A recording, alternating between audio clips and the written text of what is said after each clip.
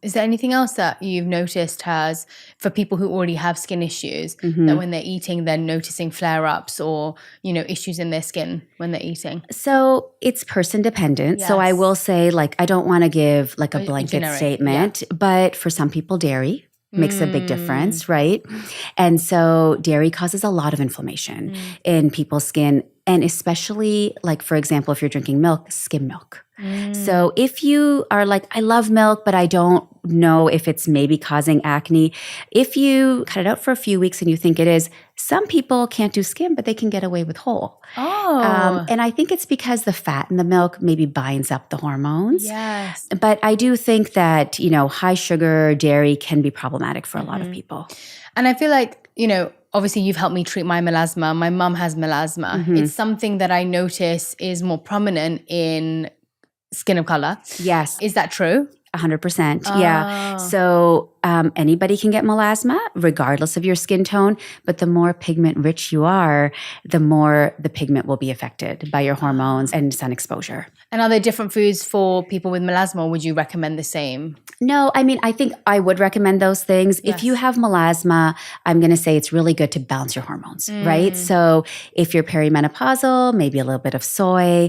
If you're not perimenopausal, I think green tea is still important, but what I think is really helpful is flaxseed is really great because it's hormone balancing. And then spearmint tea, actually, for people with melasma, spearmint tea is really, really great at balancing your hormones. Oh, wow. Okay, I'm going to change from peppermint to spearmint now. Yeah, change to spearmint. I think you'll like it. And it's a lot. When you're using food as medicine, it's not one tea bag a day, right? Because that's just not the way food works. If you are trying to treat something with a food, you're going to need a little bit more. So when I've had hormonal stuff in the past, maybe after pregnancies and things, I will take 3 organic spearmint tea bags, put them in my water bottle because you don't need to brew it. And then I'll just drink that minty water through the day, right? Because what happens is it's there. It's not an added thing for me to do. I was going to drink that water anyways. And so it is kind of about finding ways to just incorporate it. Yes.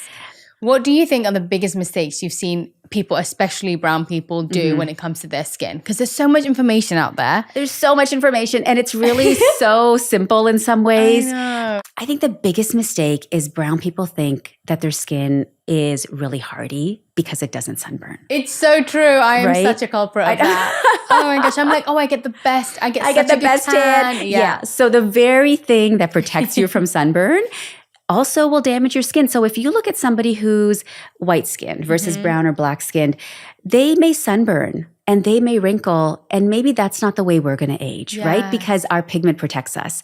But guess what? That pigment, when it gets damaged, it will then age us in a different way. So we will get melasma and freckles and sallow, uneven skin tone that's not bright anymore.